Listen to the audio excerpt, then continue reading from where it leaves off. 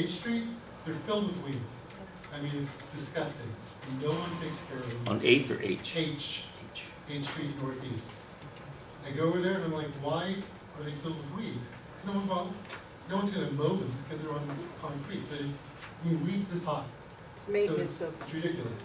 It's a maintenance issue, but it's a composition. That material there was a bit more permeable and porous, whereas the materials that we have as our standard now is a little less, where it doesn't promote growth in the box. It promotes water to permeate through and out. Yeah, there's a fine line that it determines that. Mr. Wogan. Yeah, my question is, when you get ready to start construction, do you have some kind of plan so that there's some kind of signage for those people who use that as a commuter route? When you've got the convention center, the Verizon Center, and Howard University all doing events, for those who live in the area, is bad enough. And so if you're talking about shrinking the lanes, and sometimes if people know, they can bail out before they get down to this area where the construction is going involved. One of the requirements for the contract as it's issued for construction is to provide a temporary signing plan with advance and terminal warning. That'll be enough, especially that corridor. We'll have to increase that a little bit. Yeah. The majority of construction impacts will be the parking lane. So there'll be emergency no parking signs taking the parking lane. Contractor will stage there and be working in the sidewalk and on the curb and gutter, setting new catch basins and things like that. Occasionally, they'll be doing streetlight conduit or connect pipe for water in the travel lane. That would have to be coordinated in off-peak hours. We wouldn't allow them to take a lane on this corridor during peak. And then lastly, when they do mill and overlay, that operation will obviously go right across the street at different times. Again, that would be in an off-peak. But there will be times where full half blocks, like one side, an east side, say from N to O, will have emergency no parking, and that in that parking will be the contractor's staging zone, and that will be their work area. They won't be 3 or 4 blocks ahead at the same time. We won't allow them to take the entire east or the entire west of the corridor, or both, because as you know, it's a balance. We have to coordinate with the work that we're doing, but also provide access to businesses, maintain parking, and things like that. Other questions or comments or suggestions? Well, it seems like the biggest comment that we have for you is that we certainly do want to see bike racks installed. And I know that a number of businesses along 7th Street have been requesting them, and they're folks at Jim Sebastian's shop, which is in charge of getting them and installing them, are way behind on fulfilling those. And I think that one of the issues that I heard most recently from Mr. Sebastian was, well, you've got a streetscape project coming up, we can't install any bike racks. So it seems that either there's some coordination that's needed here, or is there the opportunity to actually have them installed as part of this project because of the reason that Mr. Moulton raised. I mean, they should have concrete footers rather than just having them screwed into bricks or pavers, and the problems of relocation that we've seen. I would assume that it'd be wise to include them as part of this project. That's one. There's enough sidewalk width that we don't have to inject concrete into our low-impact development area, put them just off of that. But, the details and things like that will work out. But I agree, they'll be included. We'll work to include them in this project. So if you want specific recommendations of where they can go, I'd be happy to volunteer Mr. Moulton and myself to do a walkthrough with you. Excellent. That works. All right. This is shared by several SMDs, but I will go ahead and make a motion that Advisory Neighborhood Commission 6E support the plans for the remaining portion of the Howard Theater Streetscape project, or the resurfacing of 7th Street Northwest between N and S Streets. Again, that's our jurisdiction, northwest along 7th Street. And with the additional recommendation that bicycle racks be installed on each block to be able to accommodate the many folks that choose that form of transportation. And that we communicate this to the Director of the District Department of Transportation. And I would ask for a second. A second. It's been properly moved and seconded. Any further discussion? Hearing none, all in favor, signify by saying aye. Aye. That's unanimous, thank you very much. Thank you. We look forward to seeing your contractors getting underway. Very good. Thank you. Next, we're moving on to the issue of the changing of Zone 2 parking signs to Zone 6 parking signs in the area of the Commission's jurisdiction north of New York Avenue. So this is the area that formerly was NAC2C. We successfully lobbied the District Department of Transportation with the support of Ward 6 Councilmember Wells about 2 years ago, a little over, 2.5 years ago, to not make those changes immediately because our constituents were very concerned about that particular transition, and I know that we will hear some of those reasons again today. But we were advised last month that DDOT is planning to change those signs over. So we thought it important to come in here, have them come and explain what their plans are. So is Mr. Patterson here? Mr. Patterson is not here. Well, that's very interesting. Well, we've had some conversations with him, and we've made certain suggestions about how things should move forward, and I wouldn't want to jump to the conclusion that he's here for any reason other than some emergency that may have arisen. He actually had a break-in at his home when I was supposed to meet with him a while back. So, I have nothing. sure. Okay. So this issue is not dead yet.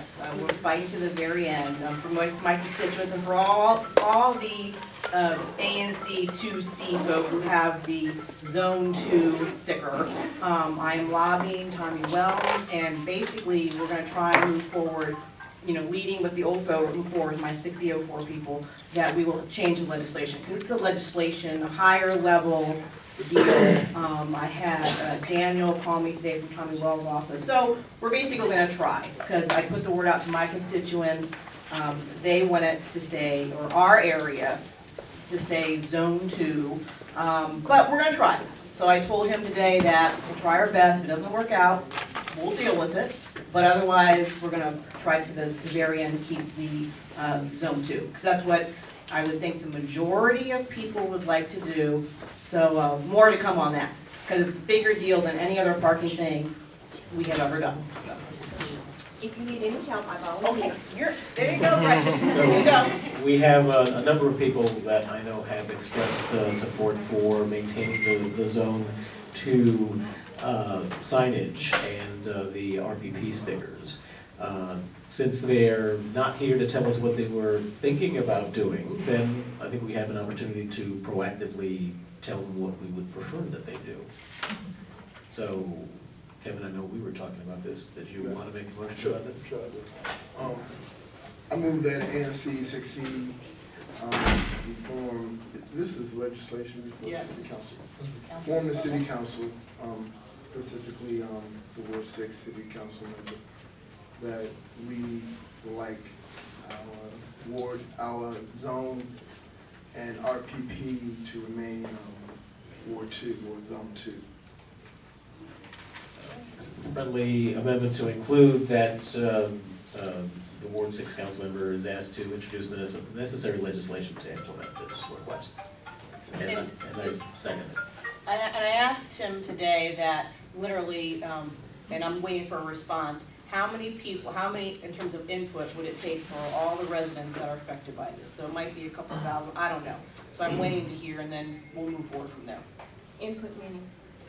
Who really wants it? It can't be just, 40 people want it. No, it's gonna be, like, either be an online petition or emails, whatever he wants to see. I asked him to put the word out to him, so we'll see. But it'll be a significant amount, I'm sure, Yeah, it will be. so. So what I was told last time that I met with Mr. Patterson was that there were about 1,100 vehicles that have RPPs in the area that's affected.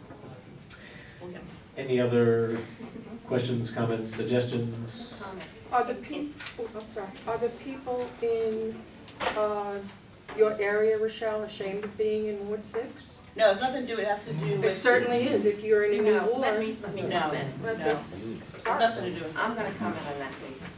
I've been living in the same neighborhood all my life. And it's changing. Excuse me, let me finish. And one of the things that's happened now with this new little piece that's carved out, if I go 1 block east, I've got Ward 5. If I go 1 block north, I've got Ward 1. If I go 4 blocks west, I'm in Ward 2. I can't even go to a restaurant, to my cleaners, and park there anymore. I have nothing, I love Ward 6, I'm down there all the time. Has nothing to do with that. It's just that having lived in Ward 2 and having all of the businesses that I've been going to all of my life, and, you know, even the restaurants now, everything, I can't even park over there now because I'm blocked. 1 block east, another zone. 1 block north, another one. 4 blocks west, another one. That's the issue. Has nothing to do with preference, has everything to do with livability. And Mort, it's kind of like with, as one of my constituents said on the Facebook page today, like North Capitol is kind of like this imaginary boundary that we just tend to generate west. And it's nothing against Ward 6 or Tommy Wells or Jack Evans or anything, it just, this is what literally thousands of people have done. So, as I said, and I told Daniel today, he said, if it works, great. If it doesn't, we will just move forward as Zone 6, but at least we're trying our best. So. And you can be certain that Councilmember Evans will be kicking and screaming to try to make sure that we can't park in Georgetown anymore, as he likes us to. Comment on that. He probably, maybe he does, but we don't need to go to Georgetown anymore to go to restaurants and clubs. We've got them in our own neighborhood now. We just can't park there. You know, I don't think so. I talked with his office too a couple days ago, and you know, they're like, do what you can do. You know, that it emphasizes this is legislative, this is a bigger deal, a bigger level, so we'll see what happens. I think it's unique, I think it's unique too to this particular area, because I really don't believe in all the redistricting across the city that you have an area carved out where you're blocked in, Yep. 1 block in all the directions practically. So I really think it's an exception and it needs to be dealt with that way. Yep, yep. And that's what I said to actually both offices, so. All right. It's been properly moved and seconded. Actually, I think that there's going to be at least one objection, so let's make sure that we record the nays. So, all in favor signify by saying aye. Aye. All opposed by nay. Nay. The ayes have it.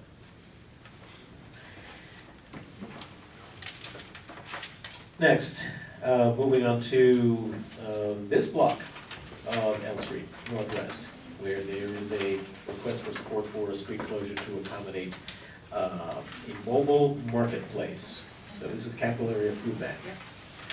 Good evening, everyone. My name is Paula Reichel, and I am the DC Director with the Capital Area Food Bank, and I thank AMC 6E for giving me this opportunity. So we are asking for your support for a public space permit to close L Street Northwest, the 100 block, which is immediately in front of you. We are looking to put in what we're calling a mobile marketplace, which is a free farmers market style fresh produce distribution for low-income individuals in the community.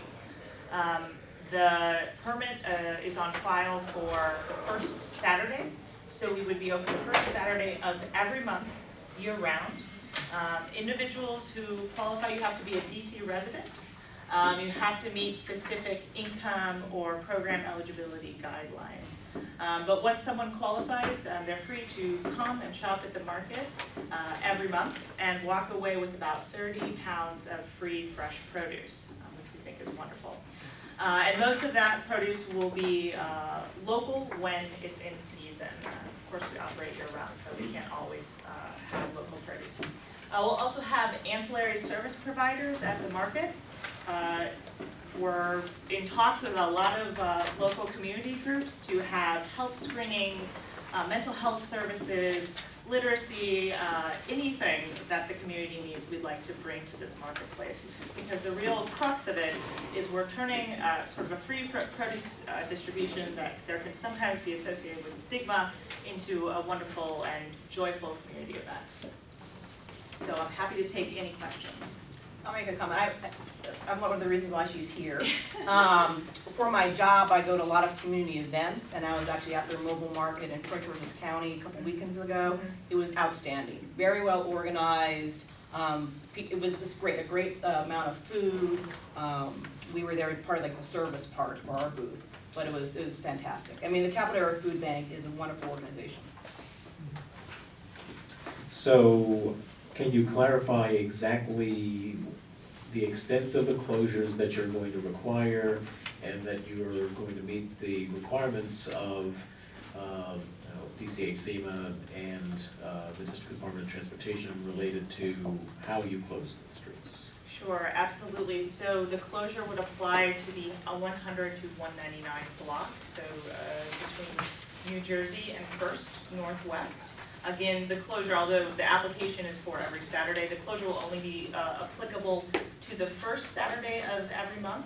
The market will run from 10 to noon, but we are expecting the operational impact to be about 8 a.m. to 2 p.m., although we may close out earlier. And yes, we will be in compliance with all of the aforementioned requirements. So, since I'm familiar with the block, since we're here at least once a month, how are you going to accommodate parking access for the recreation center and the library?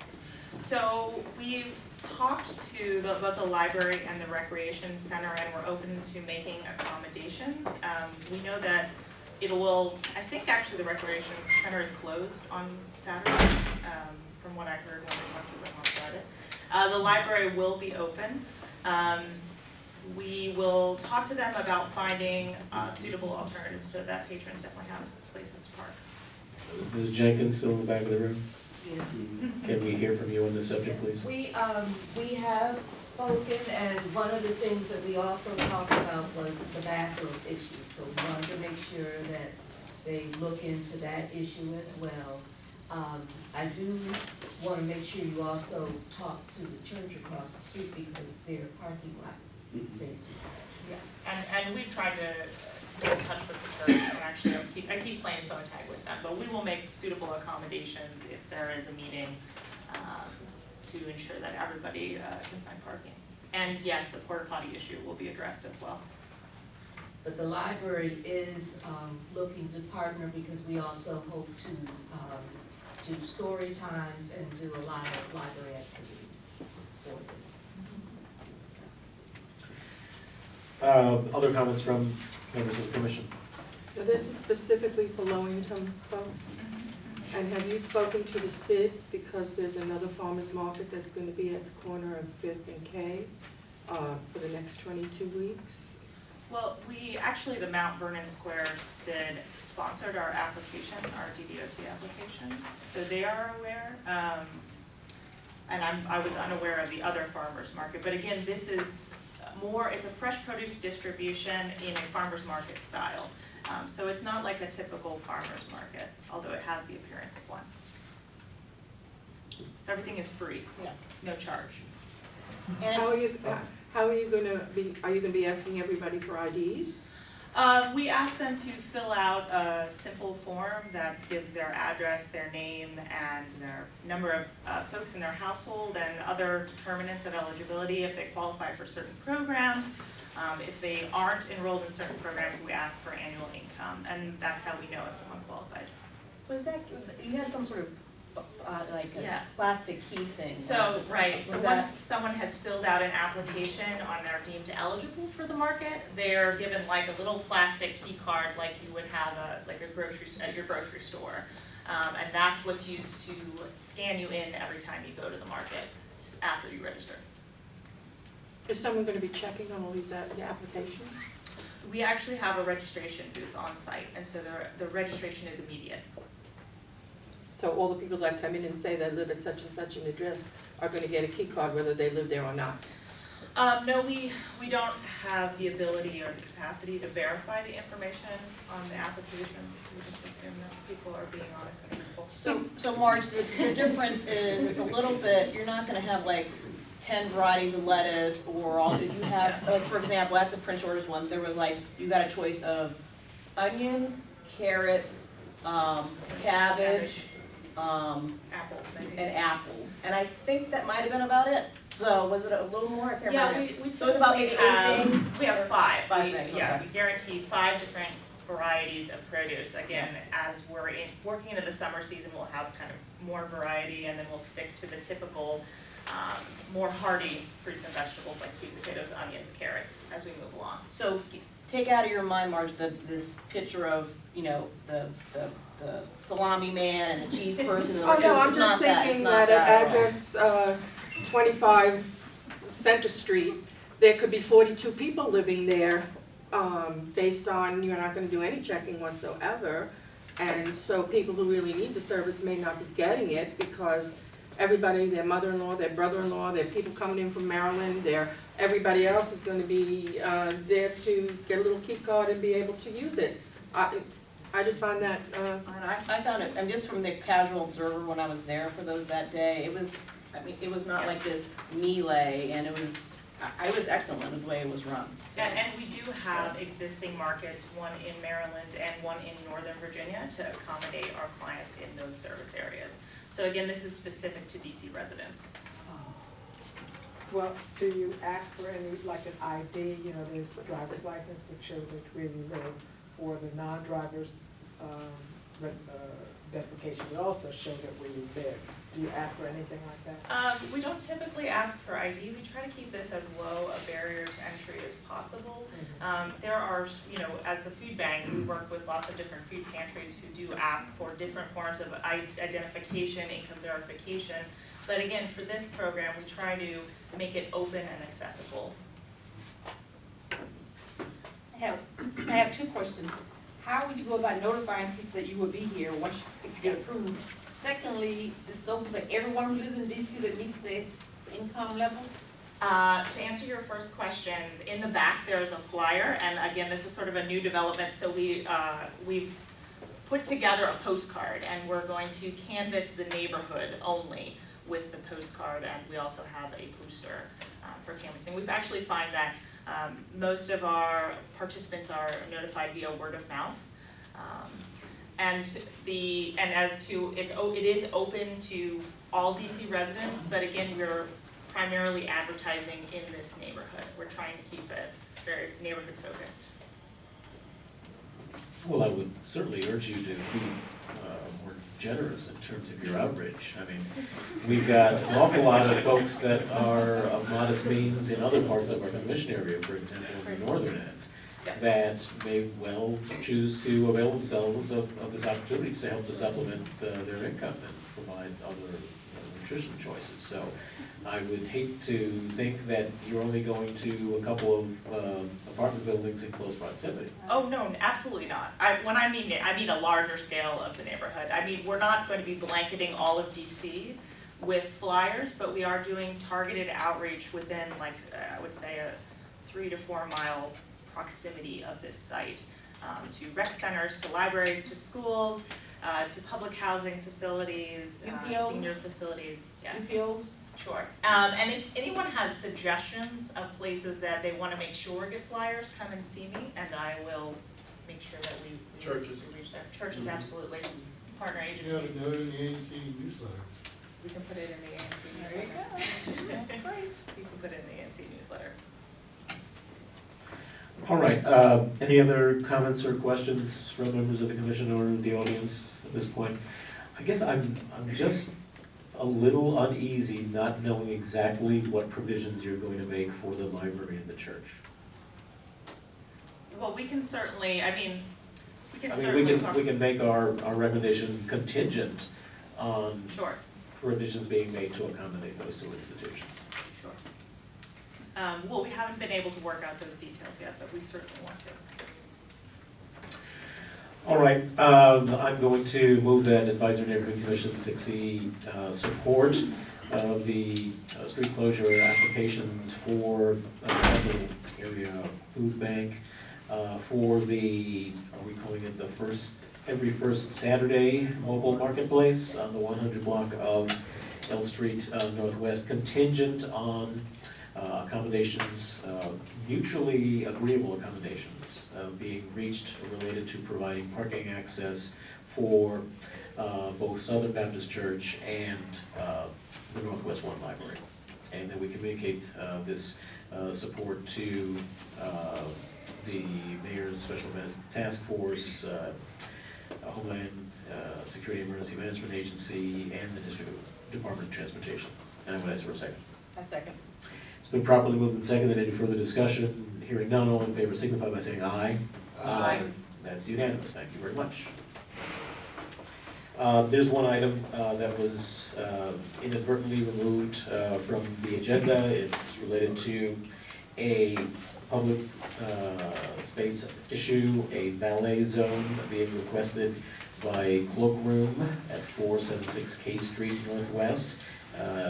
I inadvertently removed it because I did not believe that we would be considering providing a valet zone to a business whose building may no longer be there in a couple of days. But I'm advised by Commissioner Maceda that the applicant does in fact want to move forward. So I will ask Commissioner Maceda, since she has the paperwork from DDOT, to present the request to the commission.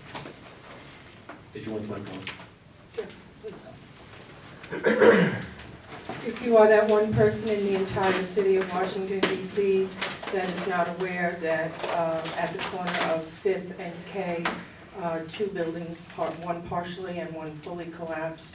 On that corner, the applicant actually is the owner of the Cloakroom. They do not know at this point whether they are going to be there or not, but they want to continue with their business plan and what they're doing. And so they've asked us to please to take into consideration their ability to have a valet parker at when they reopen. We're making the assumption that they will be able to reopen. They have asked that the corner of 5th on the K Street side, there is one parking space next to a fire hydrant, and they're asking that that be allowed to be where people can get valet parking. And then they will have someone there who will take the cars and move them to a parking lot, and then bring them back at the end of the evening for people. My people in my area do not have an objection to this, and we respect the fact that these guys want to continue, and are hoping and praying that their building is going to be allowed to be refurbished. So I'm asking this commission to please allow the valet parking on that corner. I don't think we need anything. Any questions? Is it temporary? No, it's permanent. It's permanent. The only thing I'd be concerned about is the next buildings beside them that are not Cloakroom, wanting a valet parking spot next, take up the whole block of parking potentially. There's like 4 more businesses on that block, aren't there? DDOT doesn't approve multiple valet parking zones on the same block unless there are very unusual conditions there. So basically, a valet parking zone, would need to be shared by multiple businesses. Okay. And the fact is, these gentlemen will, in the next year, have 3 other businesses at the same 4 corners. So even if Cloakroom sadly would, not be allowed to be refurbished, they have 3 other businesses that they will be having in the neighborhood. So they want to get it in its place. On that block right now, the only other business that would be affected would be a nail salon, which wouldn't need valet parking. And the parking lot that is across the street is going to be torn down, and an office building is going to be constructed there, and construction will be starting in the next 6 to 8 months. So I don't think it's going to be a distraction or disturbance to anybody else. What other businesses do they own? Do you mind asking? They have another club in Northeast. They are opening a live music venue. They are opening a Philly cheesesteak takeout shop. and they have, I'm trying to think what the last one is, an Italian restaurant. Talking about Pete and his partner? Is it the people in Echo Stage too? Yes. Okay.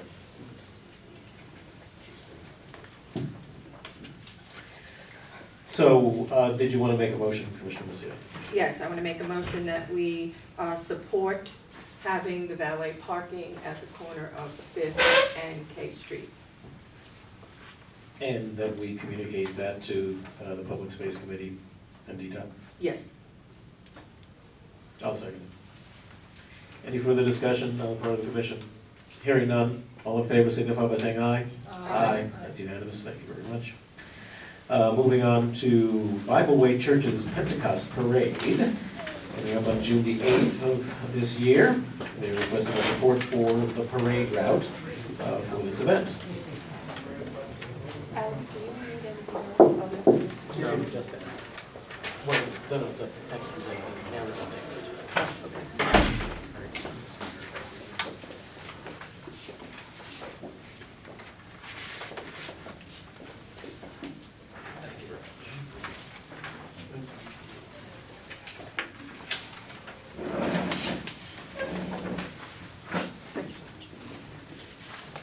Good evening, everyone. My name is James Jenkins, Elder James Jenkins from Bible Church. I'm the associate pastor for Outreach at the church, and I'm accompanied by Elder James Parker, who's the senior team leader for the parade. Elder Vincent Brian, who's our senior associate pastor, and our church administrator, and also associate pastor Henry Marshall.